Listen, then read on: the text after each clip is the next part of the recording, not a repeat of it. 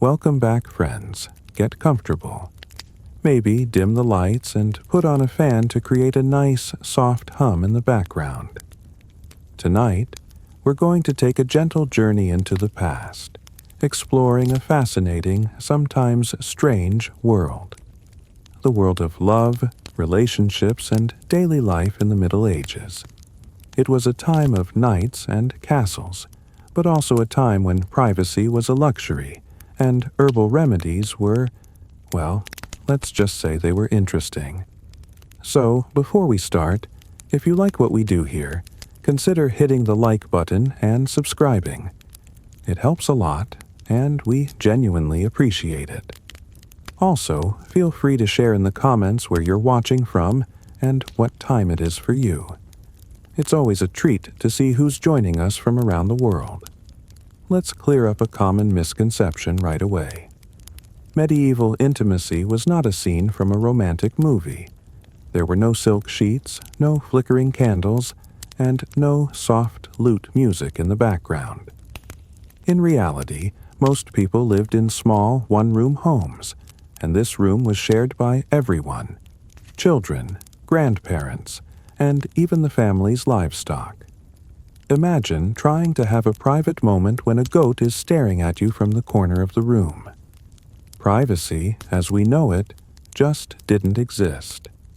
The kitchen, bedroom, and barn were often the same space, just with different smells. If a couple wanted to be alone, they had to be very creative. Quiet was key. Timing was everything.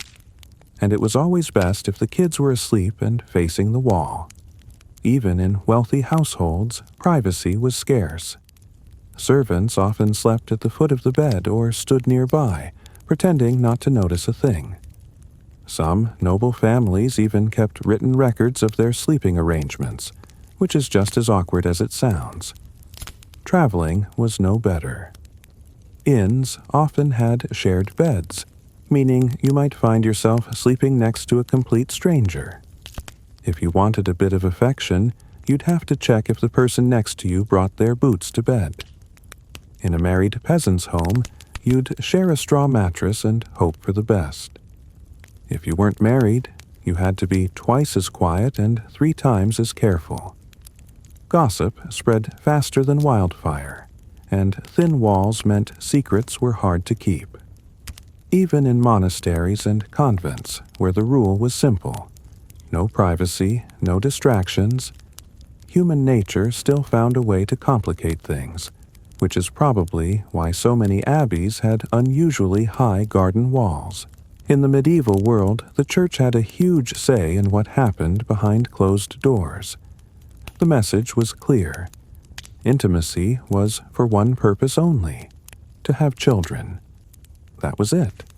Pleasure, love, or stress relief were seen as distracting at best and sinful at worst.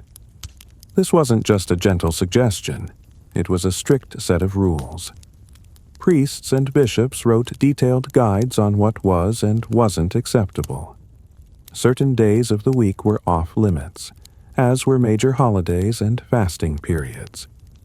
If you wanted to be close to your spouse during Lent, you had to think again. The same went for Advent. This left very few days for married couples to be together, like maybe a Tuesday in April.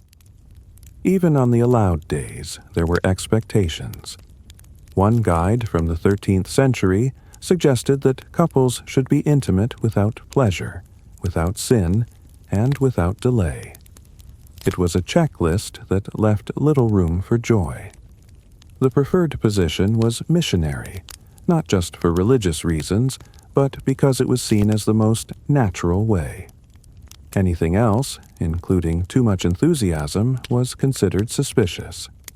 Confession also played a role. Priests would ask very specific, and sometimes very uncomfortable, questions to make sure couples weren't breaking any rules. The average priest knew more about his parishioners' bedrooms than their birthdays.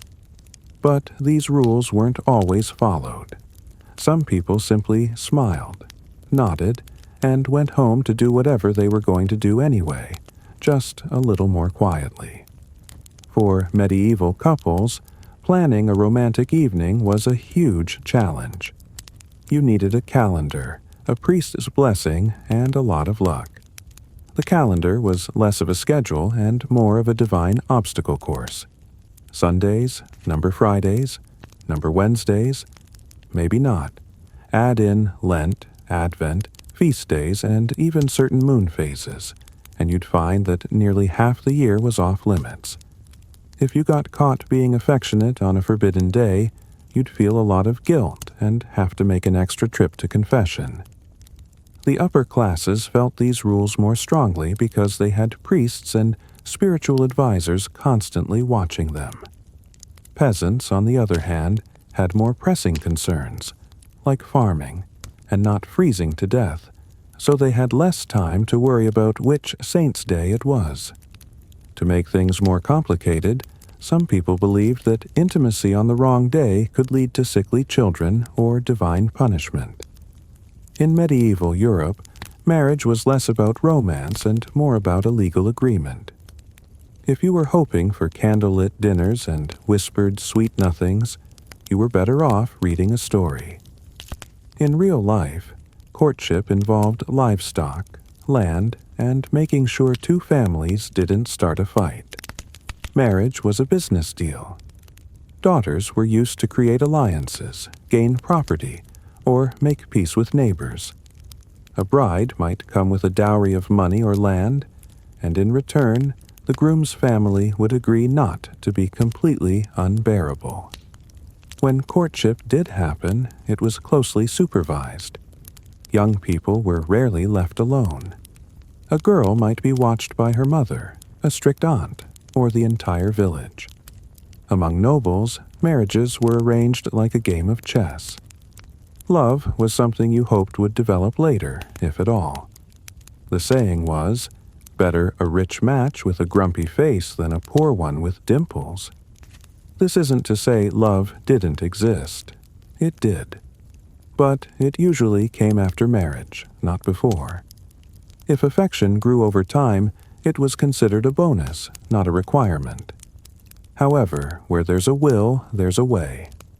Secret flirting, playful songs, and moonlit walks to the village well were common. Just be careful. Getting caught could lead to public punishment or a very disappointed father with a pitchfork. Let's talk about one of the most famous medieval legends, chastity belts. You've probably seen them in movies or cartoons. Those metal contraptions used to lock a woman's virtue while her husband was away. But here's the surprising truth. There is no solid evidence that they were widely used in the Middle Ages. In fact, most of the ones we have today were made much later, during the Renaissance or even the Victorian era. Many were created as jokes, museum items, or satirical warnings. It makes sense when you think about it. Medieval hygiene was already a challenge. Imagine adding a rusty metal device with no instructions. It would have caused more infections than it prevented. So, where did the myth come from? It likely came from later generations who loved the idea of a repressed medieval woman. In reality, fidelity was kept in check through more effective methods: shame, surveillance, religion, and arranged marriages. Noble women were constantly watched by chaperones, and peasant girls had the whole village keeping an eye on them. Any hint of scandal could ruin a reputation. In a surprising twist, medieval towns didn't just tolerate brothels. In many cases, they regulated them. In some parts of Europe, especially in cities, brothels were legal businesses. City councils licensed them, collected taxes, and set up specific red light districts long before electricity was a thing. The reason for this was practical, if a bit cynical. Officials believed that a controlled outlet for men's desires would reduce bigger sins like adultery or assault. The church, of course, was officially against it, but many clergy members turned a blind eye. Some even collected rent from these establishments. Life in a brothel was not a fairy tale, but it wasn't always a life of pure misery either. Some women chose the profession for economic reasons. There were even handbooks on how these places should be managed, with rules for clean sheets and basic health inspections. Patrons came from all walks of life: knights, merchants, and even monks. Payments could be made in coin or sometimes in eggs or wool. It was a surprising part of medieval society that shows just how complex and real life was. Imagine a romantic evening, a flickering candle, a gentle breeze, and your loved one takes off their tunic to reveal a powerful medieval musk. Because when it came to personal hygiene, it was on the list of priorities, just somewhere after surviving the plague and fixing the roof. Bathing happened, but not as often as we'd like to think. Most peasants bathed about once a month, more if they accidentally fell into a river. Soap was expensive. Public bathhouses existed but were often closed during outbreaks of disease. If you were wealthy, you had options. You could have a hot bath drawn with herbs and be rubbed down with linen cloths. If you were poor, you'd make do with a cold bucket of water and a prayer that no one would notice your scent. Some people even believed that bathing too often could make you sick, and let's be honest, water was a valuable resource. It was used for drinking and cooking and was often shared with the local geese. Now, imagine trying to impress someone in these conditions. Perfume was for the elite, and deodorant was a distant dream. Dental care involved rubbing your teeth with ash. Kissing was a true adventure. But still, people found ways to fall in love and get close.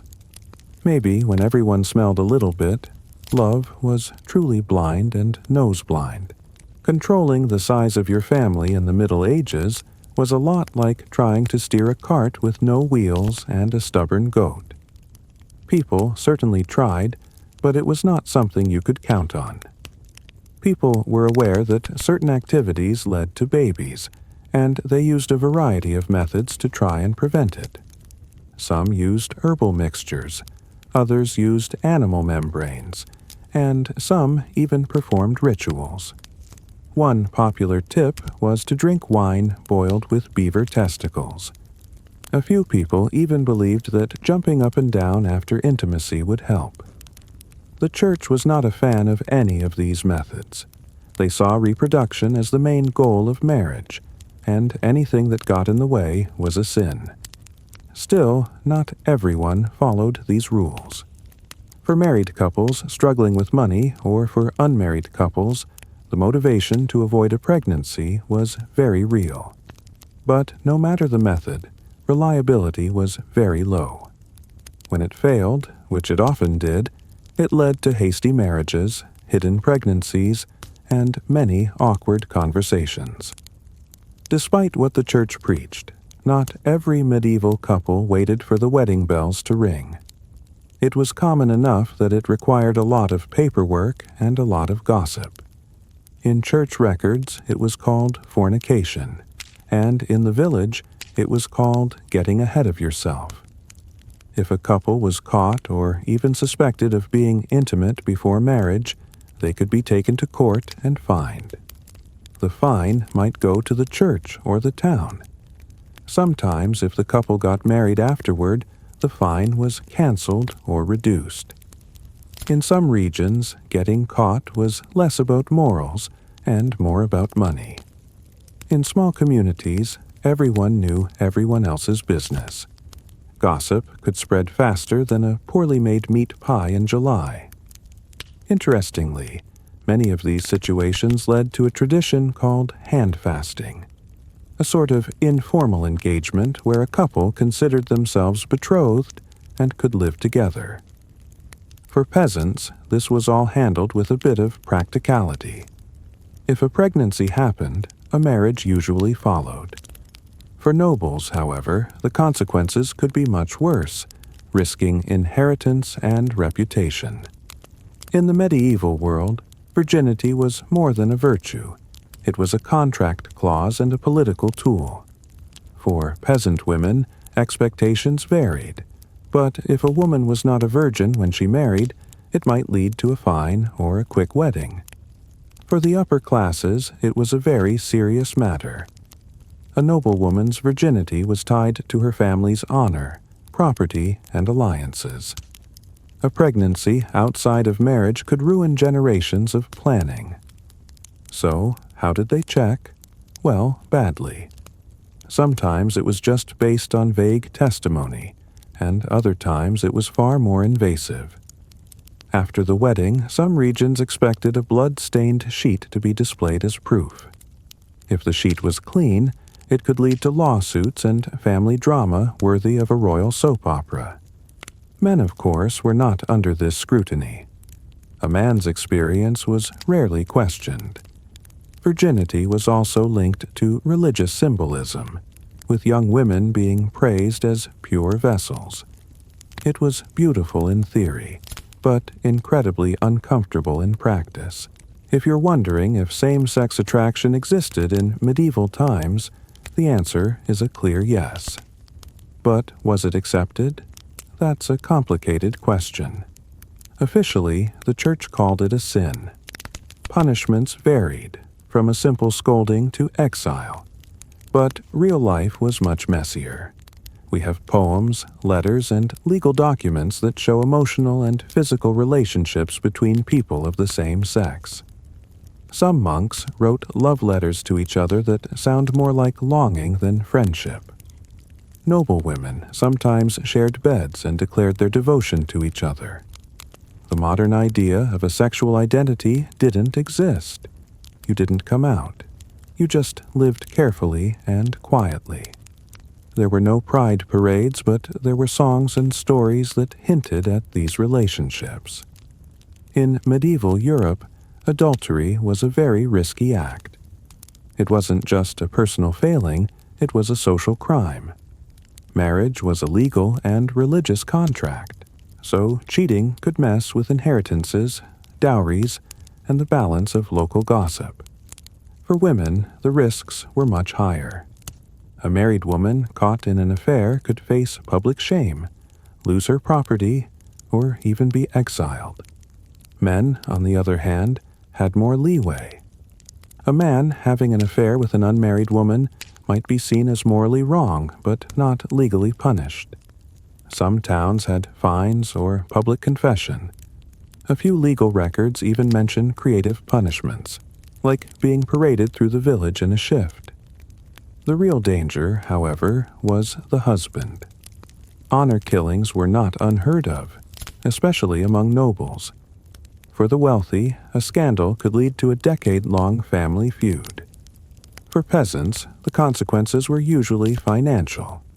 A fine, a goat forfeited, and a permanent spot in the village gossip circle. The idea of consent existed in medieval times, but not in the way we understand it today. It was tied to law, dowries, and church rules, not mutual respect. In church law, a marriage was valid if both people verbally agreed, even without a priest. Two people saying "I will" in a field could be considered married.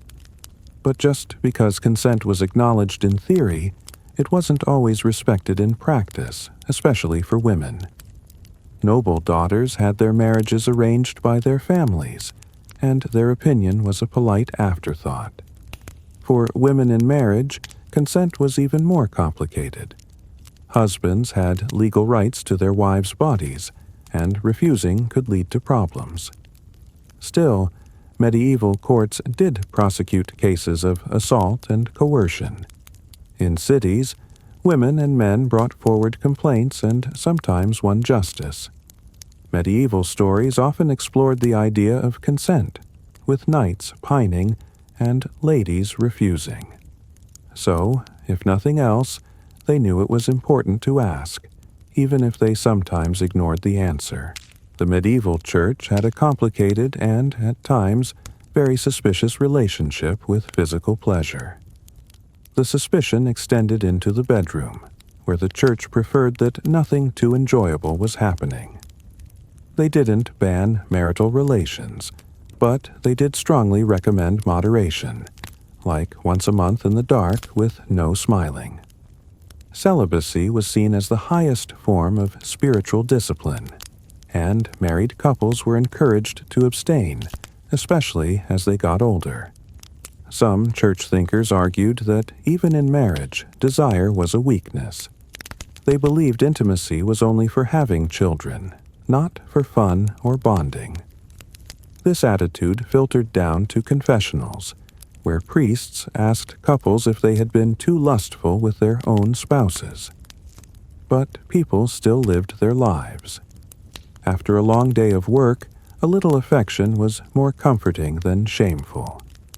And while the truly devout lived celibate lives, most people simply did what felt right between their chores and their taxes.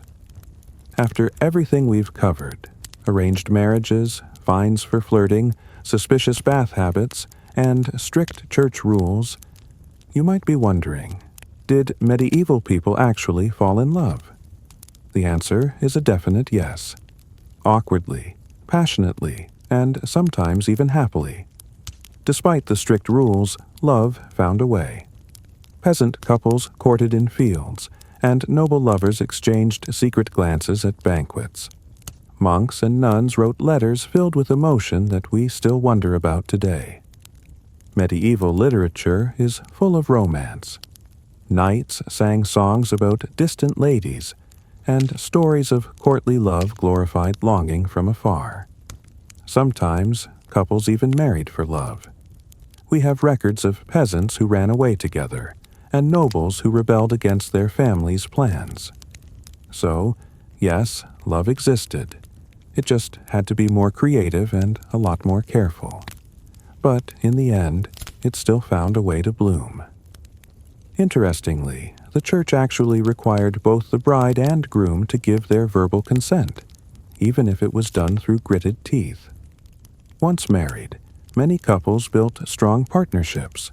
They worked together, raised families, survived diseases, and handled taxes, which was pretty much the medieval version of a romantic getaway.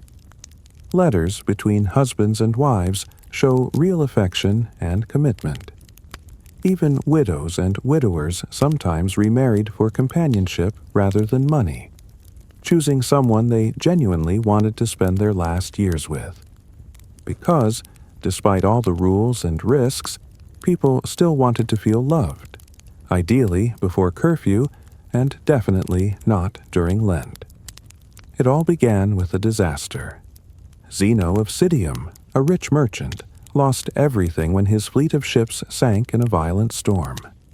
One moment he was a powerful businessman, and the next he was a man with nothing. He ended up on the shore of Athens, broke and soaking wet. But this disaster led him to something much more lasting than money. With nothing left to lose, Zeno walked into a small bookshop. He found a book about the wise philosopher Socrates and was so impressed that he asked the bookseller where he could find someone like him. The bookseller pointed to a philosopher named Crates, who was known for living a very simple life. So, Zeno began studying with Crates. At first, Zeno found this simple lifestyle very difficult, but Crates planted an idea in his mind that grew into a new way of thinking. Zeno eventually developed his own ideas, combining the wisdom of Socrates and others. He began teaching in a public porch in Athens called the Stoa Poikile, the painted porch, which is how his philosophy, Stoicism, got its name. It's fitting that this philosophy wasn't born in a palace but from a shipwreck and in a public place. From its very beginning, Stoicism was meant to help people handle life's difficult moments, not avoid them. Zeno was its first survivor. After his shipwreck, Zeno began to teach a powerful idea: logos. To the Stoics, logos was more than just reason. It was the divine, rational order of the universe. They believed everything happens for a reason, whether humans understand it or not. The world, as chaotic as it seemed, was actually ordered. By thinking in line with this cosmic order, you could find peace and strength. Zeno taught that virtue was the only true good. Things like fame, wealth, or even health were not what mattered. What mattered was how you handled those things. That's the heart of the Stoic mindset. You can't control what happens to you, but you can always control your own thoughts, actions, and reactions. This was a radical idea. Most people chase comfort, money, and control. But Stoicism offered a quieter path. Live in harmony with nature, accept your fate without complaining, and strive to be good, not to feel good. They had a great way of explaining it. Life is like being a dog tied to a cart. You can either run with the cart or be dragged behind it. Either way, the cart is going forward. The choice is how you move with it. Zeno wasn't alone for long. His students gathered at the porch, learning to master themselves. After Zeno, the next leader was a former boxer named Cleanthes.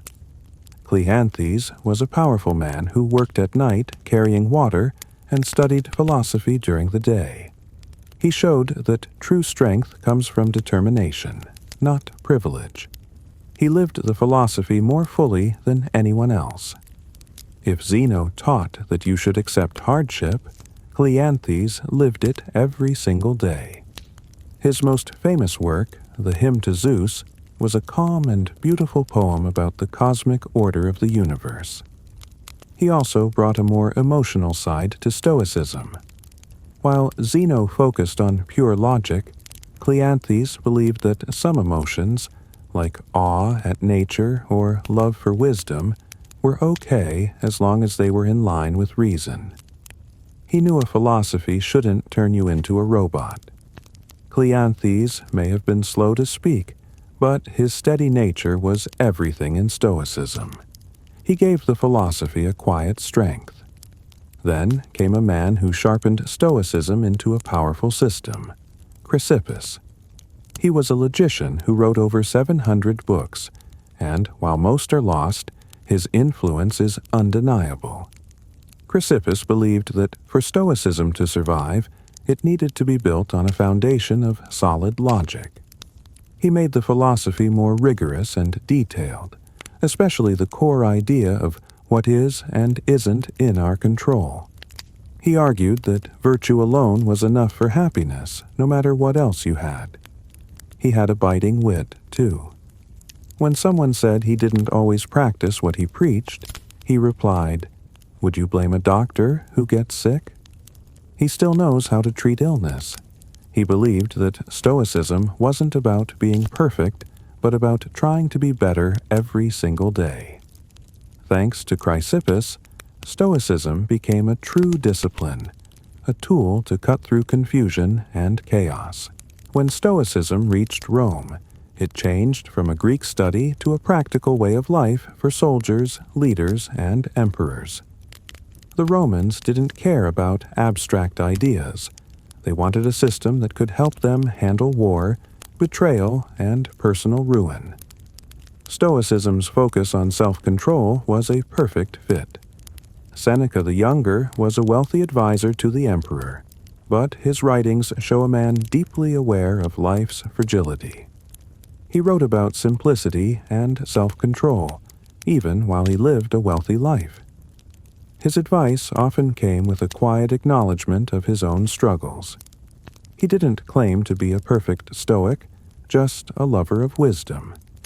His contradictions made him more relatable. At the same time, another Roman named Epictetus gave Stoicism to everyone. He was a former slave who owned nothing, yet he taught that true freedom comes from within. He believed that life's hardships were like a training ground for virtue. In Rome, Stoicism became mental armor, and that armor would soon be worn by the most powerful man on earth, the Emperor Marcus Aurelius. It's one thing to read philosophy in a quiet room. It's another to write it on the front lines of a war while your empire is falling apart. Marcus Aurelius was a Roman emperor whose reign was filled with plagues, wars, and betrayal. Through it all, Marcus wrote in a personal journal, later known as the Meditations. He wasn't writing for others. He was writing to himself, reminding himself to stay strong and calm. He would start his day by thinking, "Today I shall meet with interference, ingratitude, and selfishness." This wasn't a negative way of thinking. It was his way of preparing for what was to come. He believed that by expecting hardship, he could face it without being thrown off course. He reminded himself that he could die tomorrow, so he should act with purpose today. Marcus believed you could be surrounded by chaos and still be at peace if your mind was focused on virtue. He rarely gave in to cruelty and lived a simple life, always returning to Stoic ideas like a compass in a storm. Marcus Aurelius showed that Stoicism wasn't just for philosophers but for anyone, even the most powerful person on earth, who wanted to find peace in a difficult world. After his death, Stoicism faded, but it didn't disappear. After Marcus Aurelius died, Stoicism went into the background. A new religion, Christianity, was growing, and its focus on faith and divine will replaced the Stoic focus on self-reliance. But Stoicism's ideas lived on, quietly woven into the writings of Christian thinkers and monastic traditions. For centuries it was a respected but rarely practiced philosophy. But when the world changed, its ideas were ready to return.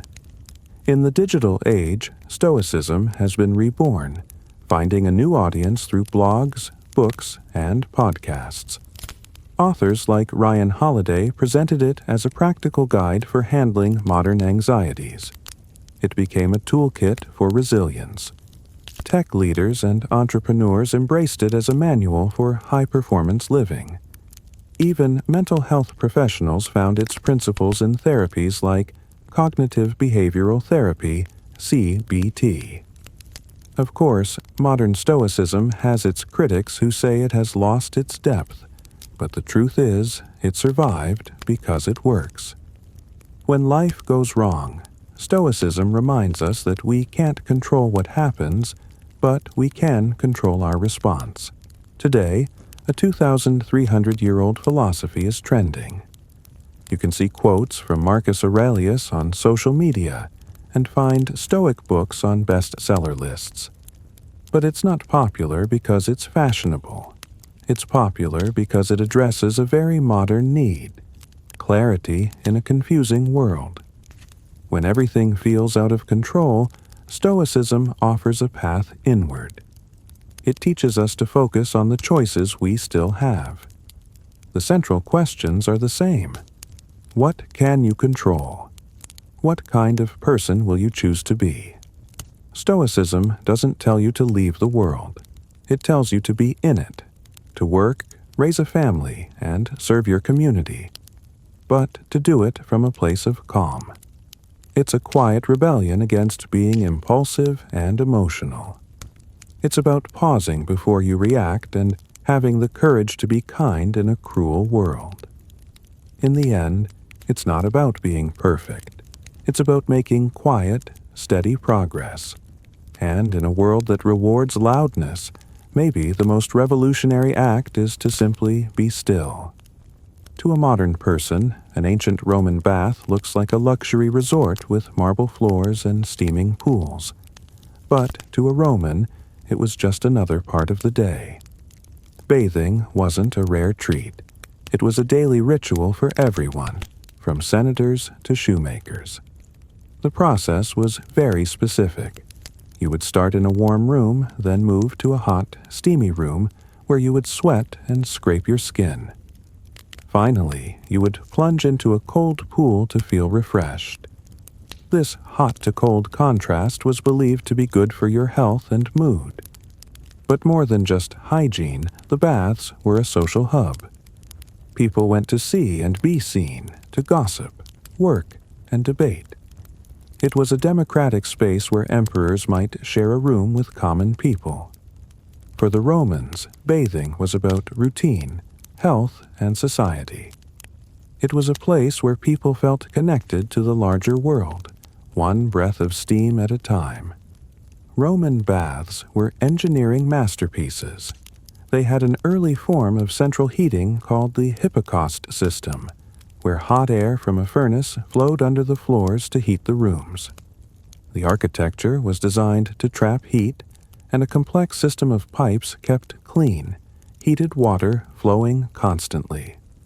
The baths used millions of liters of water a day, thanks to the aqueducts that delivered vast amounts of water to the city.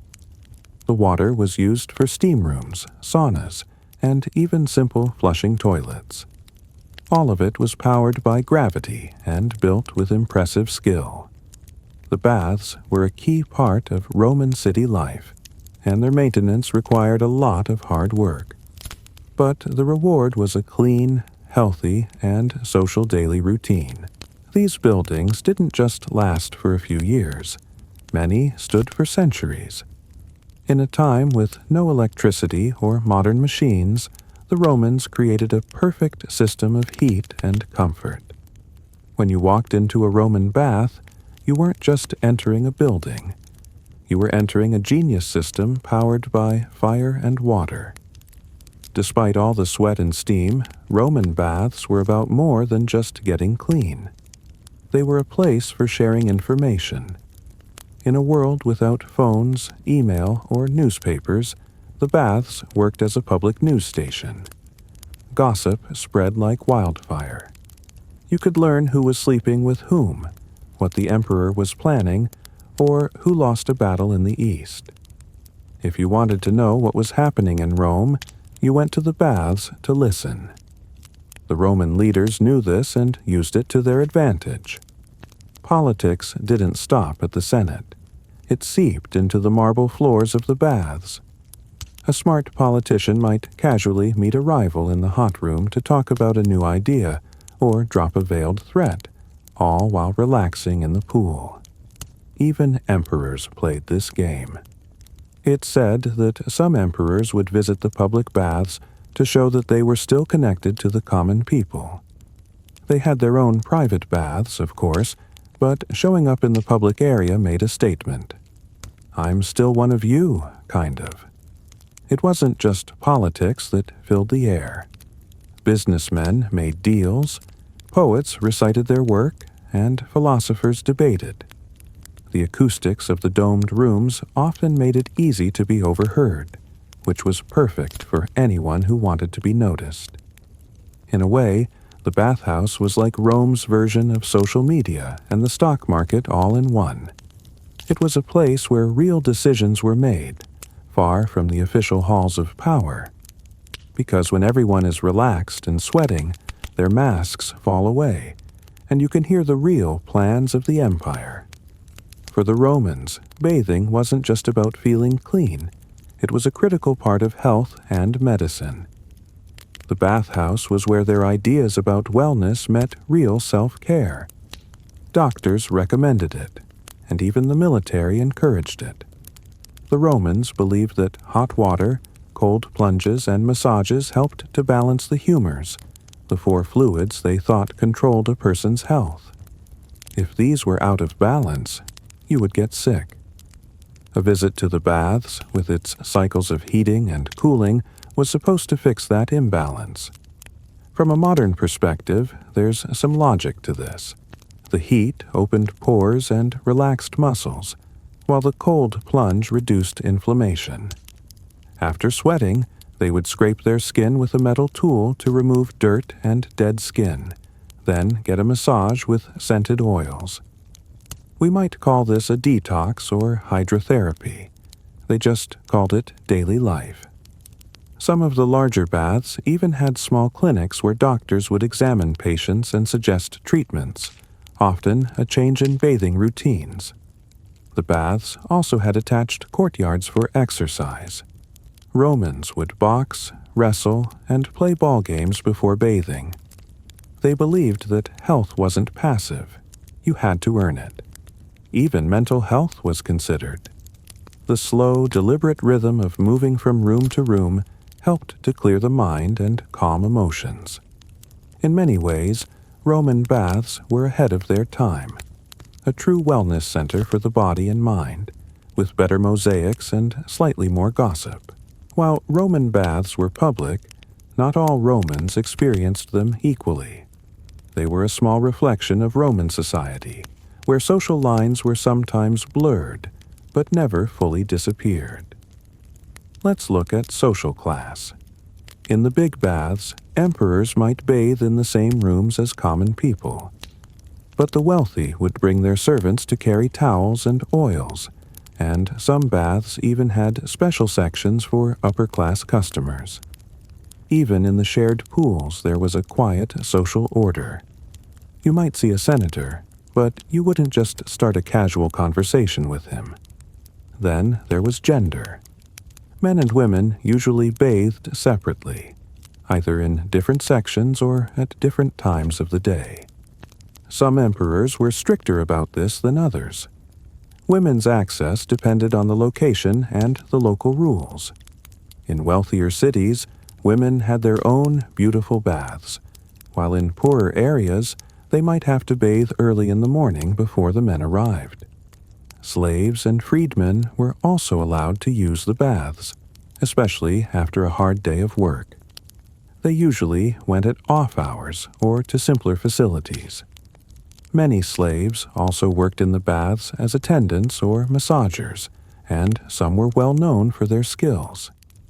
And what about foreigners? People from other lands were welcomed in most Roman cities. The spread of Roman baths across the empire was a way of saying, "Welcome to Rome. Now, take your clothes off and join in." The baths were a shared space, but your experience depended a lot on who you were. Still, for a brief moment in the steam, those social lines could blur, and that was part of the magic. While bathing was the main event, Roman bathhouses were much more than just places to get clean. They were entertainment hubs, part gym, part theater, and part social club, where you could easily spend an entire afternoon. After a workout, you might relax in a library located right inside the bathhouse. Yes, many baths had libraries.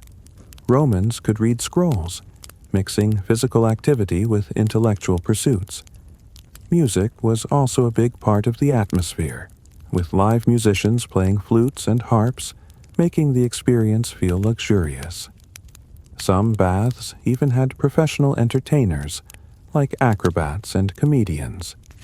You could also find food stalls selling wine, bread, cheese, and dried fruit. Wealthy patrons would have their slaves bring them more elaborate meals.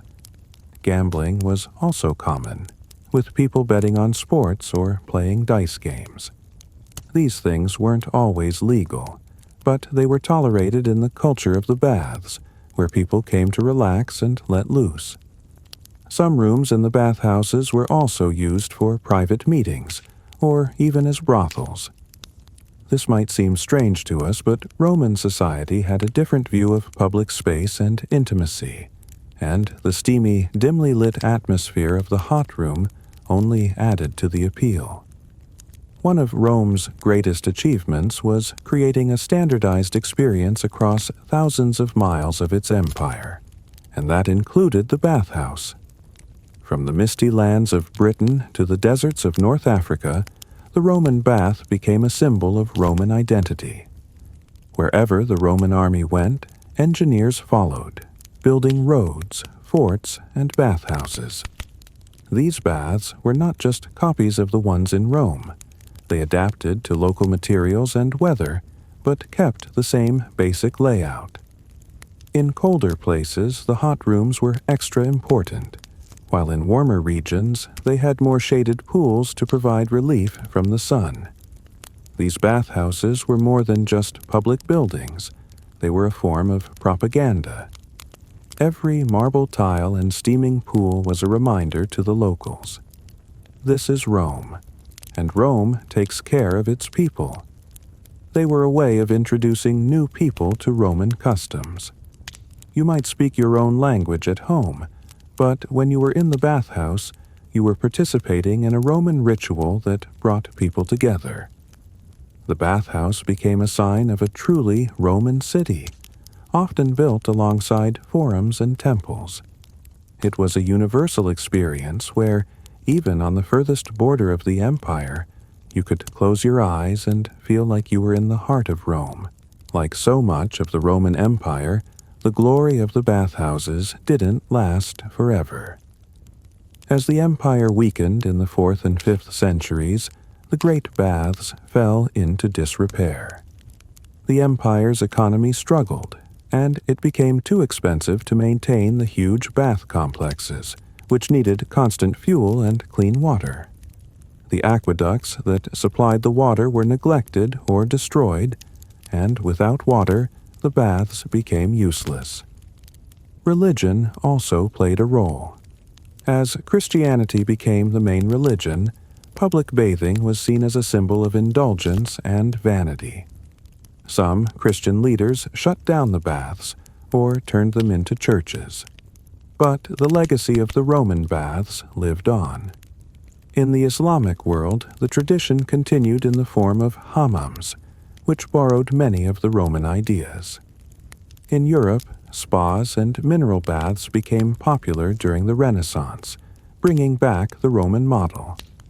Today, the ruins of Roman baths still stand, reminding us that Rome didn't just conquer with swords, it conquered with comfort and shared ritual. The Roman baths may have crumbled, but their spirit lives on in our gyms, spas, and even our hot showers.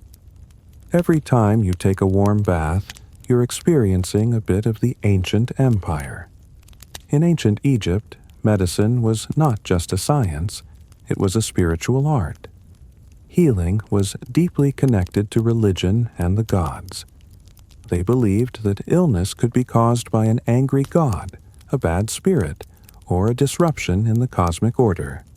So, doctors often worked with priests who specialized in rituals and magic. Together, they treated both the physical symptoms and the spiritual cause.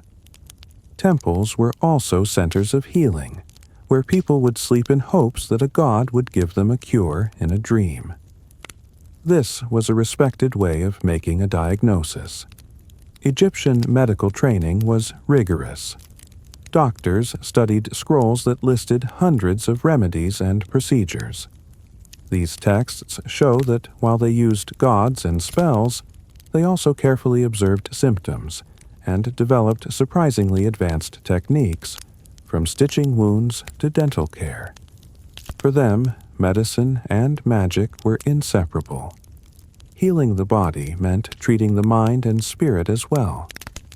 In ancient Egypt, a healer was someone who worked between two worlds, mixing herbs with one hand and raising the other to the gods.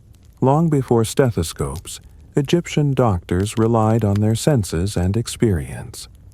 They were masters of observation, feeling pulses, examining wounds, and looking for subtle signs in the body to understand what was wrong. They would check a patient's posture, skin color, and even the smell of their breath to find clues. The pulse was especially important. They called it the speech of the heart. They believed that if the pulse was irregular, a vital channel in the body was blocked.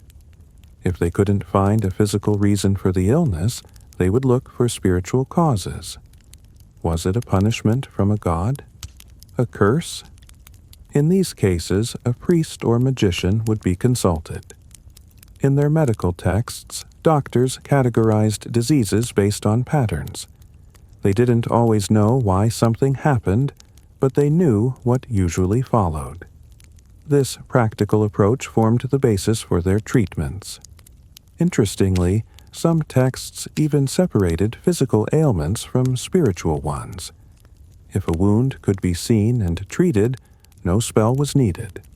But if all else failed, it was time for divine help. To an ancient Egyptian, the world was full of unseen forces. and their doctors used careful observation and centuries of knowledge to understand the invisible. When it came to treatment, Egyptian doctors had a wide range of remedies. Their pharmacies were filled with herbs, minerals, and animal products, which they combined with surgery and chants. The Ebers Papyrus, a 110-page scroll from 1550 BCE, contains over 700 prescriptions for everything from stomach pain to skin diseases. A favorite ingredient was honey, which they used for its healing properties on cuts and burns, just as we do today. They also used garlic, onion, and myrrh for their antiseptic effects. Some of their remedies were more exotic, like crocodile dung for contraception or lizard blood for skin treatments. While these sound strange, they believed the power of the ingredient came from its spiritual essence as well as its physical properties. Words were also medicine. A spoken charm or spell would activate the cure. For them, healing was as much about the magic as it was about the science. While some remedies were bizarre, many were surprisingly effective and continue to be used in some form today. Even though they used herbs and spells, the Egyptians weren't afraid of surgery. The Edwin Smith Papyrus, a 3,600-year-old medical text, is like a modern clinical manual. It describes 48 cases of injuries and gives step-by-step instructions for examination and treatment. It even categorized cases into 3 outcomes: treatable, uncertain, and hopeless, a concept we now call triage. Egyptian surgeons used bronze knives, scalpels, and needles. They stitched wounds, set broken bones with splints, and even performed circumcisions. Some mummies show that patients survived major injuries and lived for years afterward. They were also pioneers in wound hygiene, cleaning cuts with honey or beer before stitching them. They used opium for pain, though they didn't have general anesthesia. One smart detail: they often left foreign objects like arrowheads in place if removing them was too risky. This showed they had a good understanding of risk and anatomy. Of course, their surgery had limits.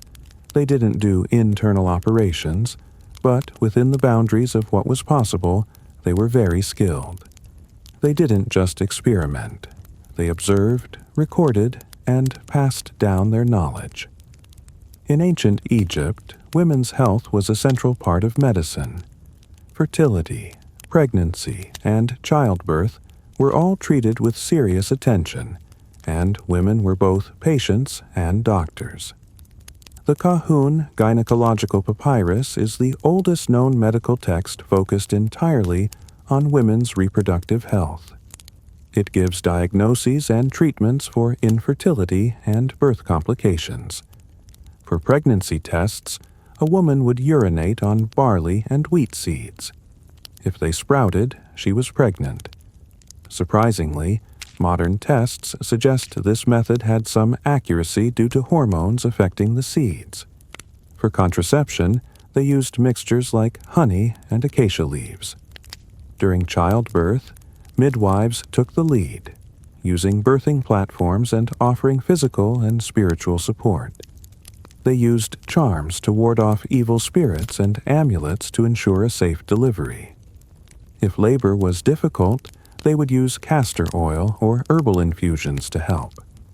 Caesarean sections were unknown, so if a natural birth wasn't possible, it was often a tragedy. But overall, Egyptian obstetrics was remarkably advanced for its time. It showed a culture that respected fertility and the process of life, watched over by both healers and gods. The ancient Egyptians believed that illness had many causes, from physical injuries and bad food to curses, evil spirits, and angry gods.